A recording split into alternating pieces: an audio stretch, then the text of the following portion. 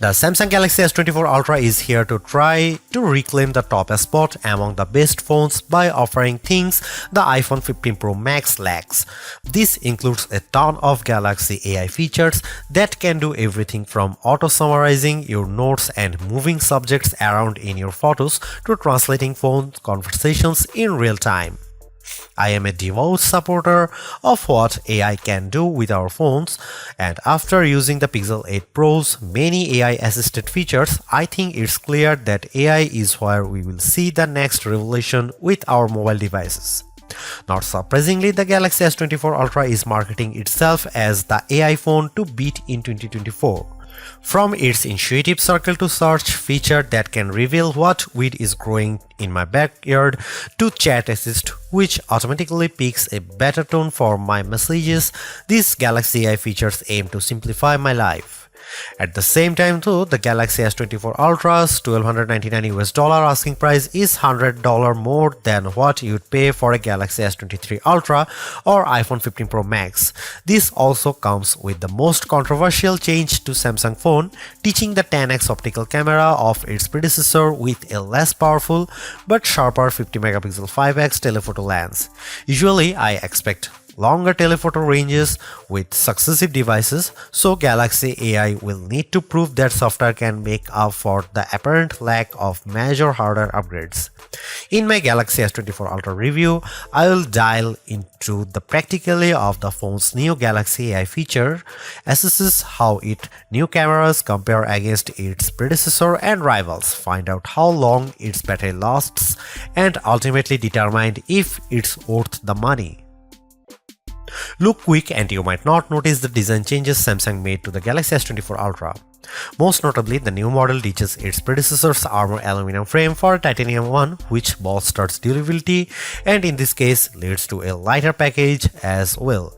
On paper, the Galaxy S24 Ultra's 8.22 ounce weight doesn't seem like a tremendous difference over the S23 Ultra's 8.25 ounce weight, but the phone just feels less dense this time. Another change pertains to the end of an era for the series, its curved screen. I am on the fence about this change because the curved screen of past Ultras gave the phone this sleek looking aesthetic. Instead, the S24 Ultra adopts a flat display that hugs the edge of the titanium frame. Samsung's reasoning for this change pertains to the S Pen. The flatter panel makes it less likely for the stylus to fall over the edge. But then again, I end up using a case with my older curvier Galaxy S Ultra that prevents this such thing from happening. The last and subtle change involves 42% slimmer bezels according to Samsung's math. I only see it with the bottom portion at the display since the rest of the bezels appear very similar to the Galaxy S23 Ultra. One of the disappointments that will probably go under the radar is how there is no significant change to the S Pen. I was really hoping for Samsung to add something new to the fold here, seeing that the S Pen is one of the features that makes the Ultra distinctively different from everything else.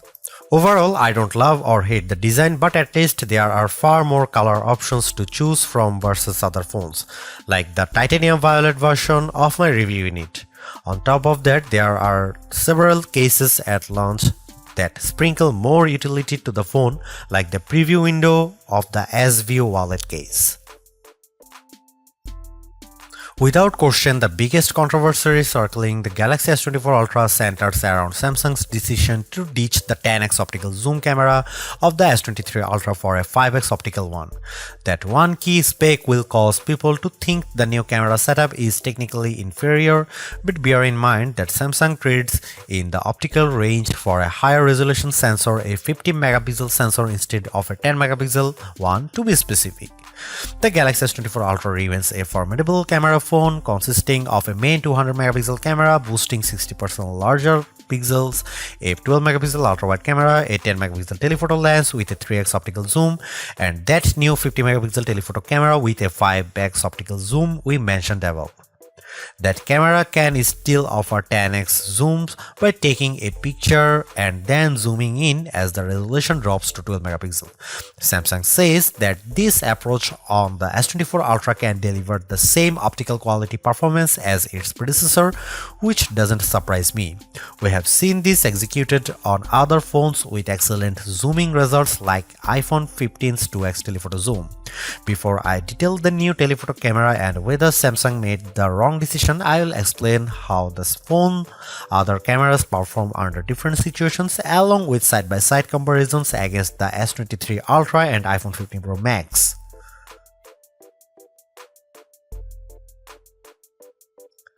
Starting with the main camera, I can't see much change over the S23 Ultra. Details are plentiful, colors are vivid, and the S24 Ultra's HDR performance does nicely to even out the highlights and shadows.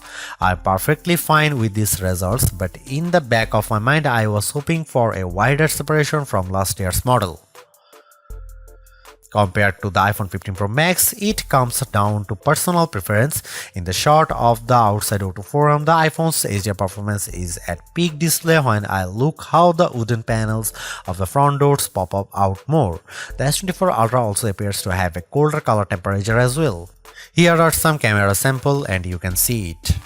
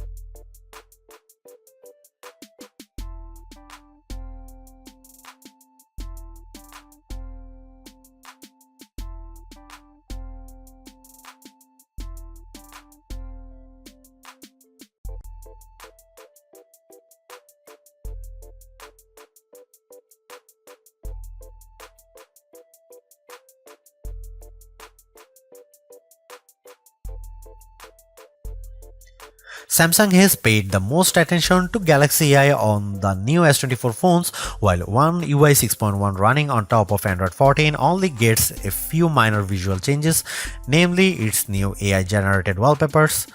There is still an incredible set of tools that cater to productivity, but I was hoping to see more improvements directed towards the S Pen and Samsung DeX. It's a big missed opportunity in my opinion because these are two features that made the Galaxy Ultra series unique among flagships. I still use the S Pen for navigating around the using it as a hover tool in Chrome, while DeX continues to be my backup when I happen to leave my laptop at work. I would have loved to see Galaxy AI features extended to DeX or S Pen somehow. Despite this, the One UI software still has everything I need to get work done. It might not be the most elegant looking interface, but at least it has more functionality than the average phone. Samsung also promises 7 years of security updates and 7 years of OS updates, which matches the same generous support found with the Google Pixel 8 and Pixel 8 Pro. There is a lot to say about how Samsung's approach to artificial intelligence with the Galaxy S24 Ultra. From my experience, the Galaxy AI capabilities are fairly intuitive to use and save me a lot of time, exactly what AI is supposed to do for us. Features such as circle to search, generative edit, instant slow-mo, and note assist all feel polished, while others such as live translate could benefit from more machine learning. Regardless, the Galaxy S24 Ultra proves that AI is here for the long haul. Yet I am a little disappointed that the Galaxy S24 Ultra camera performance doesn't have the same dramatic improvement I have seen from past updates. Samsung's choice to drop the 10x optical camera for a 5x one is the most glaring and controversial change. A downgrade I hope doesn't happen ever again. But despite this, the S24 Ultra has marked improvements to its processing power and battery life, two key areas I look at with any phone. The Galaxy S24 Ultra is not just a better, it sets the benchmark for all other phone releases in 2024. Knowing that the increase in price to $1,299 does complicate matters a bit, given that I feel the majority of its AI features are practical, combined with its performance and battery gains, it's still worth getting the Galaxy S24 Ultra if you are in the market for a super phone or upgrading from a handset that's a few years older. Thanks for watching, see you in the next one.